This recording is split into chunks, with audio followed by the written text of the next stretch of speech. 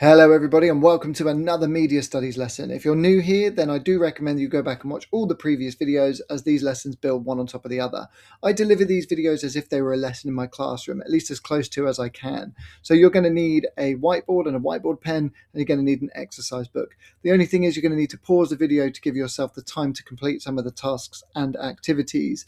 If you are a teacher and you would like to deliver this lesson for yourself, then there will be a link in the description to my TES Shop where you can download the PowerPoint and use it as you wish. Now, my lessons always start with what's known as an LSQ. If you look in the top right corner there, it says LSQ. That means low stakes quiz. My students will be entering the classroom in silence. They'll see these questions on the board and they know to get their mini whiteboards out and get on with these as soon as possible. While they're doing that, I'll be taking a register and just making sure the lesson is ready to go. So, without further ado, push pause if you need to and give yourself no more than 5 minutes to answer these questions. So commercial media, that would be any media product that is designed to make a profit. It's where the media is a business. They're trying to make money. Sometimes we talk about this is done not just by selling products, but by attracting audiences for advertisers. For example, you're not going to put a lipstick advert in a fishing magazine. You're going to make your fishing magazine to appeal to a certain audience and put relevant adverts for them. A subscription, that's a funding model. It's a way of making money for some of these commercial media companies. Weekly, monthly, yearly, charging a fee to access the content. You're talking about Disney Plus, Netflix, Spotify, those kind of things. Web 2.0 is the current version of the internet, an interactive internet that allows users to create and share content easily. The first version of the internet, Web 1, was around in the early 90s, and it was a lot more clunky and difficult to use. Public service media, that would be any media that is for the good of the public, to inform, to educate, and to entertain, but not about making a profit. In the United Kingdom, public service media is under the form of the BBC, and we pay our television license to fund it. And define the term sexism. Well, sexism is the unfair treatment of someone based on their gender, whether they're male, female, or transgender. Treating someone differently because of that would be sexism. You'll notice all of the words there in this LSQ are red. That's because they are from our first topic, which actually we term topic 0, which is an introduction to the media. If you didn't know the answers to these questions, then I highly recommend you go back and watch all the videos from the beginning. So you'll notice now that our colour is orange. That means we're on a different topic here. We're in topic number 1, our main topic, which is media language. Now there's a lot of numbers on the screen here, 1.1.12. All that means is it's topic 1, area 1, which is semiotic analysis. And this is lesson 1.2. Basically, the first lesson we did would have been 1.1. There was too much information to put all of this in one lesson, so we split this into 2 parts. And today's title is Symbols and Icons. And our learning objective here is to be able to explain the difference between a symbol and an icon.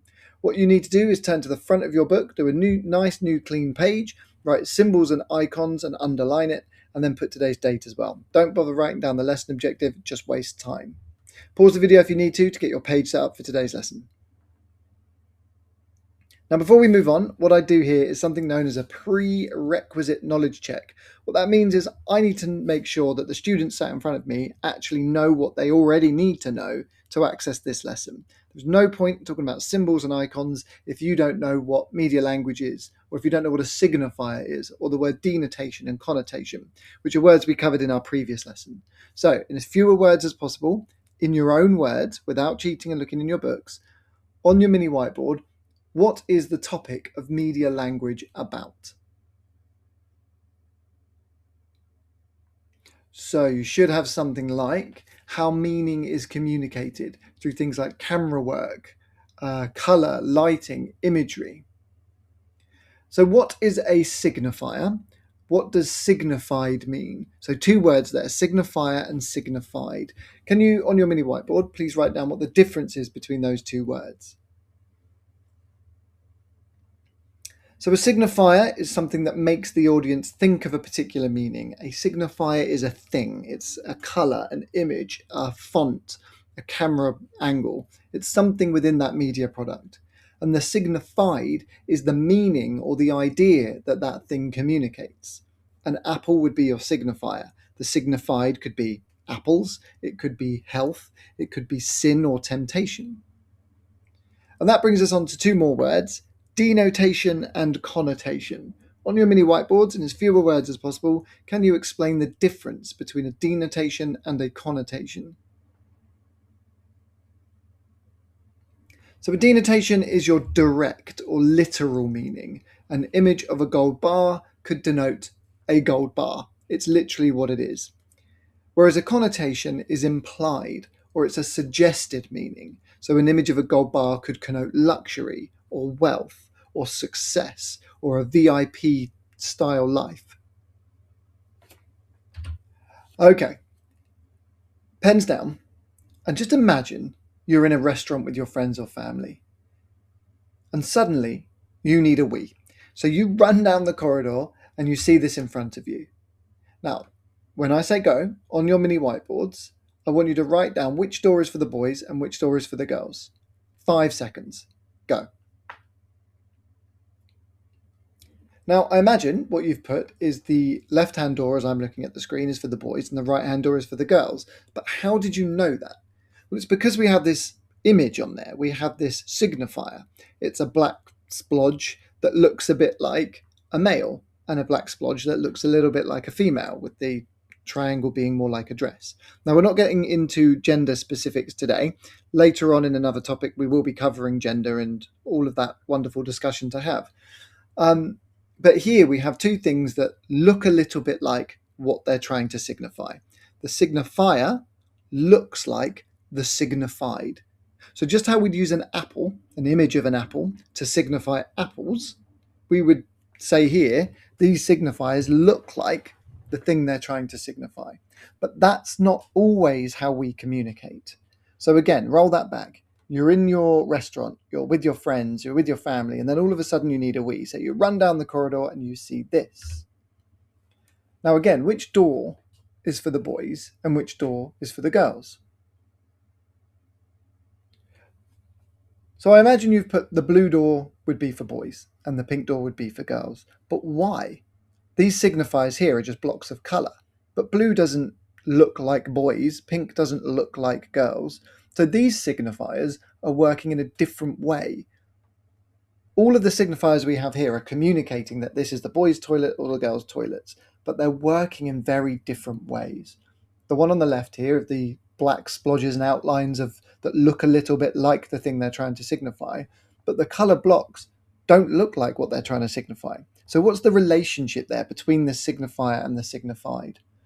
What we can basically see here is that meaning can be signified in different ways.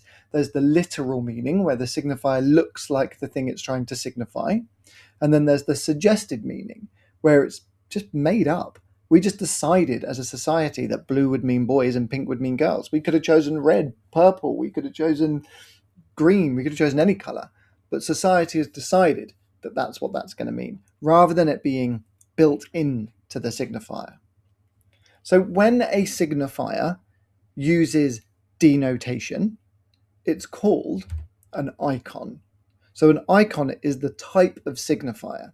It's a signifier that looks like the signified. And it uses denotation because that's what the thing looks like. For example, we could use this image, this as a signifier, this image of a rose, and we would call it an icon for a rose because it looks like a rose. It denotes it. Any signifier that denotes its meaning is known as an icon. So with our toilet doors, where we had the outline of a male and the outline of a female, they were icons. They were signifiers that denote the meaning, and we call that type of signifier an icon. But that's not always how it works. Sometimes signifiers connote their meaning.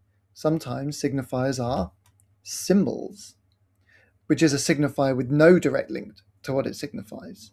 So it uses connotation. A signifier that connotes meaning is known as a symbol. So I'm sure you've heard of symbolism before. You might have blue curtains to signify and connote and symbolize depression, for example. So a rose, again, can be a symbol of romance. It's symbolic because we just decided red roses were going to signify love, romance, and passion. And that's by connotation. It's implied, it's suggested, we've learnt it socially. So we have two words there, symbol and icon. If you didn't already, I'm just going to go back. Pause the video here and add this keyword to the back of your books. Now, at the back of your books, you should have a keyword dictionary with the word and the definition. Pause the video if you need to. And again, add the word symbol to the back of your books.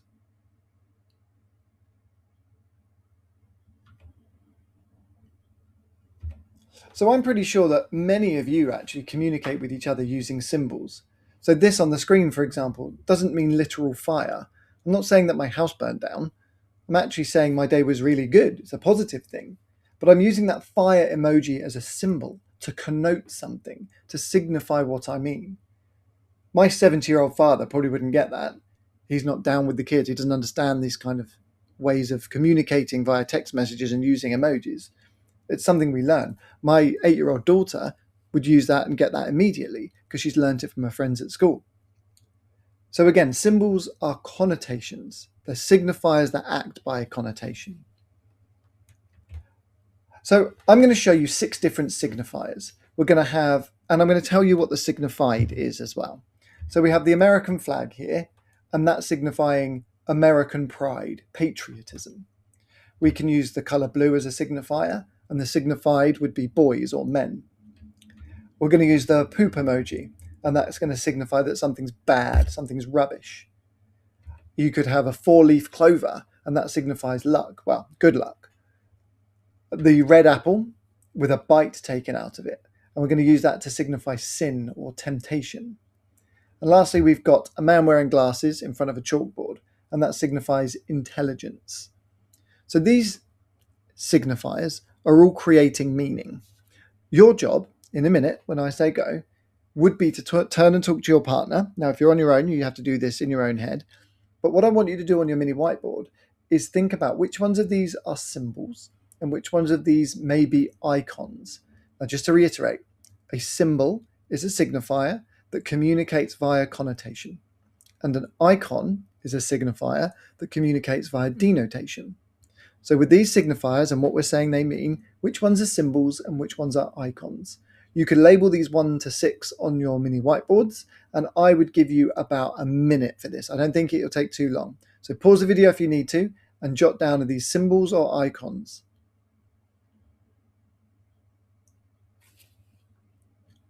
Well, some of you will hopefully have seen the fact that they are all symbols. Every single one of those was a symbol, a signifier with no direct link to what it signifies. The American flag doesn't look like pride. Blue doesn't look like boys. None of these things look like or have a direct connection or denote that meaning. All of that meaning that we can see on this screen is connoted. It's implied. It's learnt socially. So they're all symbols. Now, in your exams, this kind of stuff will be tested in different ways. For the AQA specification, which is the one I'm currently following, don't worry, these lessons work for all sorts of other qualifications too. But in AQA, you might get a multiple choice question where it's literally just which one of these statements is true or which one of these is the correct answer. But also in your writing, later on when we get into exam practice, you'll have to use these words in your analysis. But for now, let's see if we can answer this question. On your mini whiteboard, 5 seconds, A, B, C, or D. Which of the following is true about figure 1? A, the image of a man connotes a man. B, the image of the man denotes happiness. C, the image of the tap connotes a tap. Or D, the image of the tap denotes a tap. 5 seconds, go. Well, hopefully you got the answer as D, the image of the tap denotes a tap. But why? Why is that the answer? Well, it can't be A, because the image of the man connoting a man doesn't really make sense. That would be literal. That would be directly what it is. So that would be a denotation. The image of the man denotes happiness. Sometimes people get this one, they think that's the answer. But it doesn't say the image of the smile. It doesn't say the happy picture. It says the image of the man denotes happiness. It would connote happiness, I suppose, but it doesn't denote it. And then C, the image of the tap connotes a tap. Well, it's the same argument. An image of a tap would denote a tap. So the only one that makes sense here is D. The image of the tap denotes a tap. That's what it is. Okay, now let's try and do it with symbols and icons. Which of the following is true about figure 1? A, the image of the flag is an icon signifying the USA. B, the image of the flag is a symbol signifying the USA. C, the image of the flag denotes the USA, or D, the image of the flag connotes a flag? Which is the correct answer here? And hopefully you've gone with the correct answer, which is B. Again, it's not an icon. An icon would be a denotation. So it can't be C, because that says the image of the flag denotes the USA. That does not denote the USA. It does not look like the USA. It connotes it. And the image of a flag connotes a flag. Well, that's reversed as well. It would be a denotation. So the only one that makes sense here is B. Now, hopefully, if you were sat in front of me, I would have checked enough that you now understand the difference between an icon and a symbol and how they are linked to the words denotation and connotation. So what you need to do now is write about all of this in the front of your books. Now, you don't actually need too much for this because you already have the definitions in the back of your books. But as a reminder, you're writing in full sentences explaining what we've been talking about. With pauses, this video already must have taken you 20 minutes. So we've discussed quite a lot of things. You need to summarize the discussion we've been having in the front of your books. So let's have a little look. Oh, if you do need some support, I do like to put this on the board as well, but you may not need this. You should be able to use your own full sentences and your own ideas. Pause the video here. I would give you just 3-4 minutes maximum to be able to discuss the difference between icons and symbols with examples.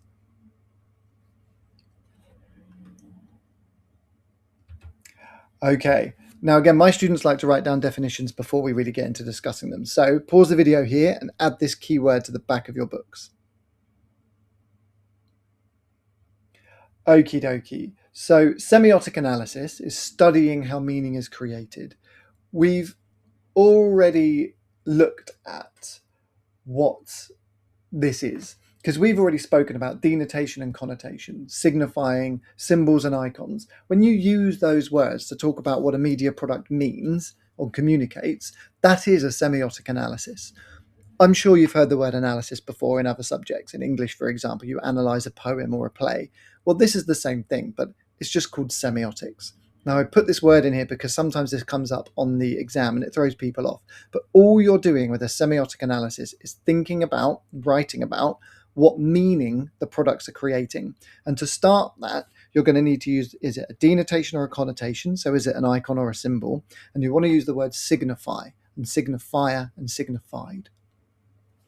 Now, another element to semiotics is that some meanings are not just straightforward. Some meaning is polysemic. So again, pause the video here if you need to and add this keyword to the back of your books.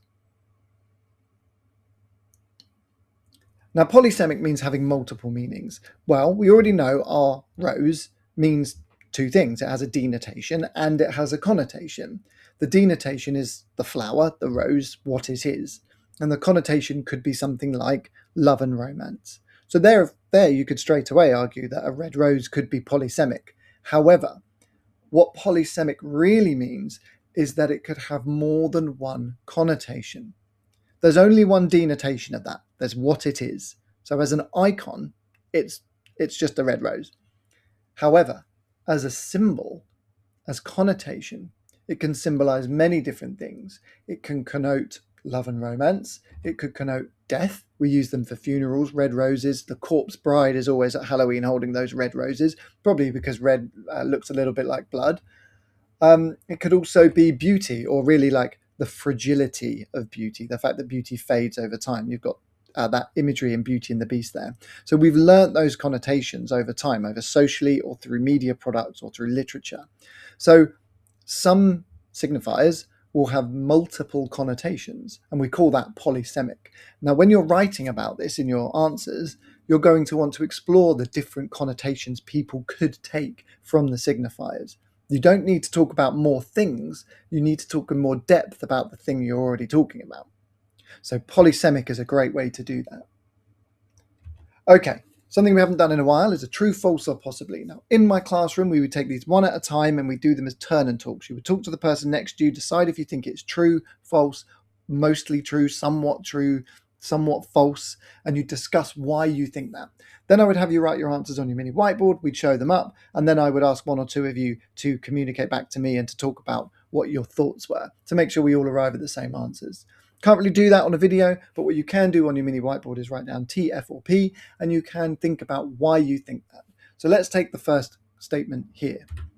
An image of a red rose only signifies flowers. What do you think? True, false, possibly, and why?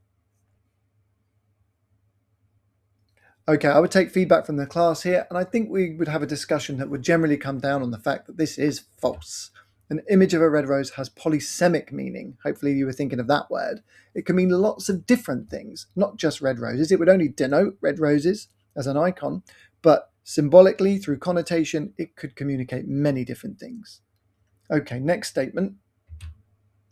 Denotations are learnt over time. Again, true, false, or possibly. What do you think and why? Well, again, we would come to the conclusion, I'm sure, that that is false. Denotations are the literal meaning of something. It's built in. It means the same thing for everyone. A red rose is a red rose. An apple is an apple. A cup of coffee is a cup of coffee. It doesn't matter what country you're in or where you live or what you've grown up with. That's what those things are. Okay, next statement. Connotations of a signifier can be different in different countries.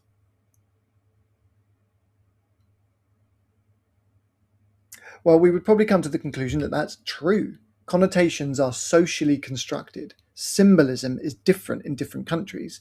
In the UK, blue means boys and pink means girls. That's symbolic, that's a connotation. But in other countries, that's not the case. I believe in Japan, pink is a masculine colour.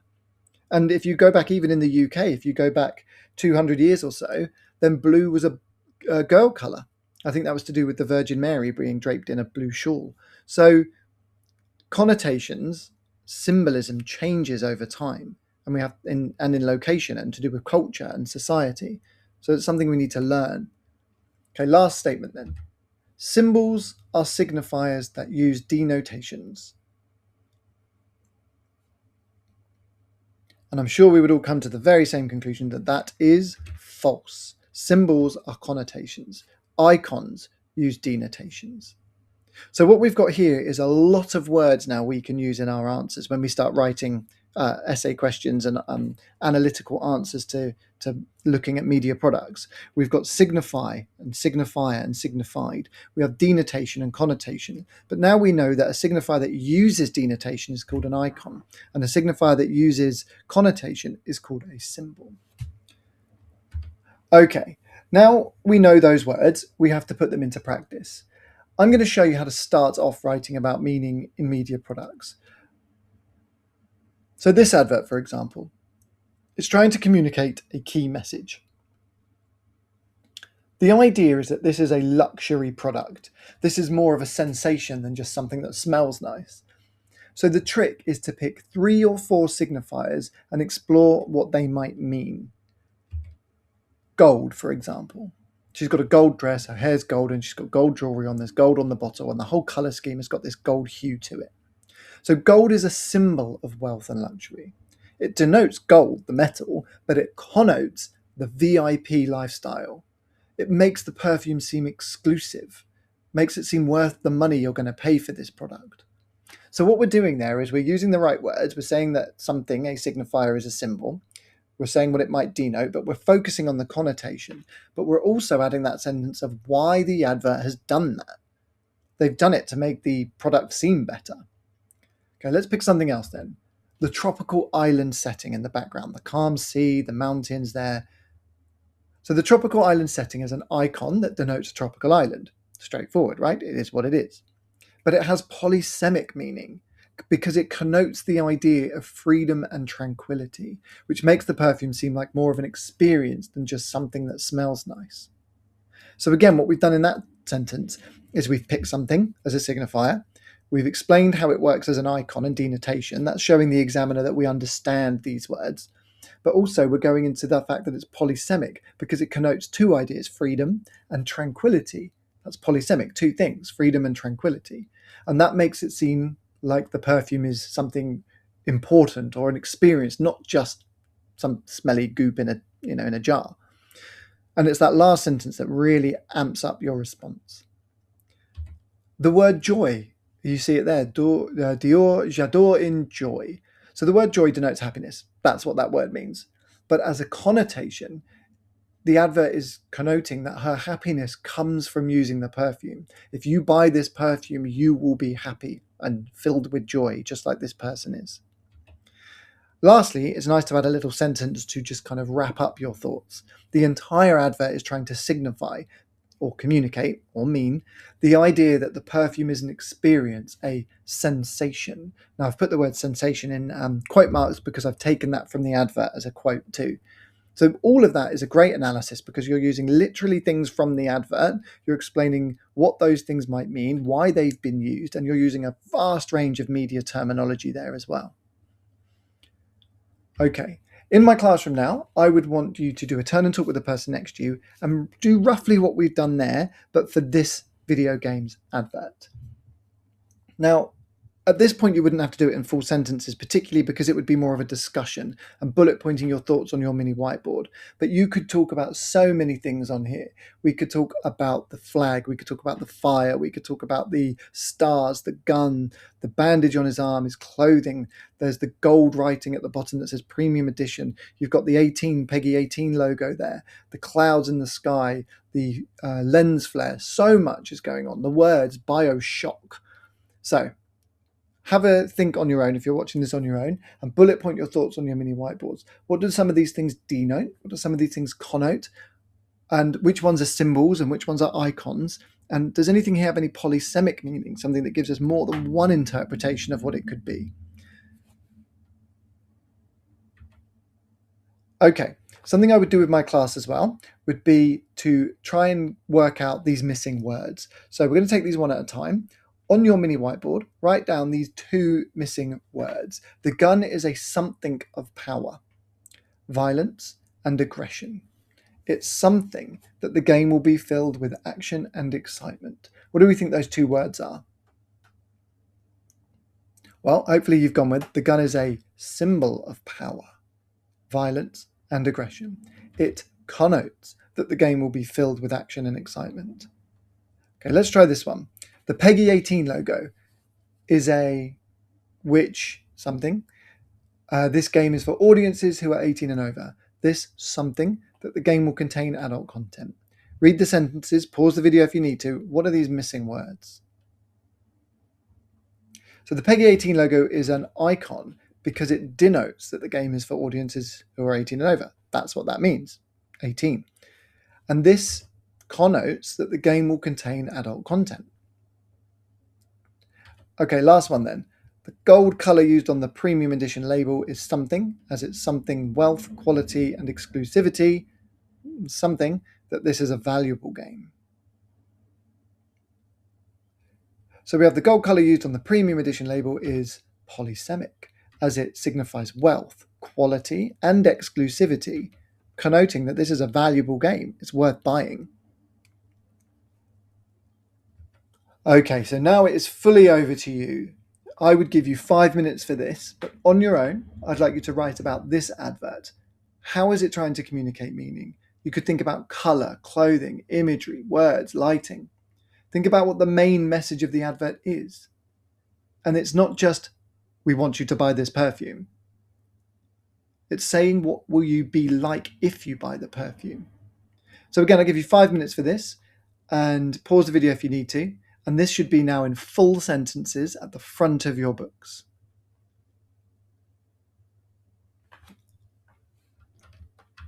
Well, that brings us to the end of the lesson. Hopefully by this point you now have a very clear understanding of those key words, symbols and icons, but particularly in relation to denotations and connotations, and knowing about how meaning is being signified throughout. Now, if you did have time left of this lesson, which is highly unlikely because there's quite a lot of content here, then as an extension activity, you could talk about this advert as well. Thank you very much for your time. Please do leave a comment in the comments section. Keep it nice and clean and appropriate, but it's nice to discuss your thoughts. Maybe you agree or disagree with me. Don't forget, if you're a teacher, you can download this lesson from my TES Shop. Thank you very much for your time, and I will catch you at the next one.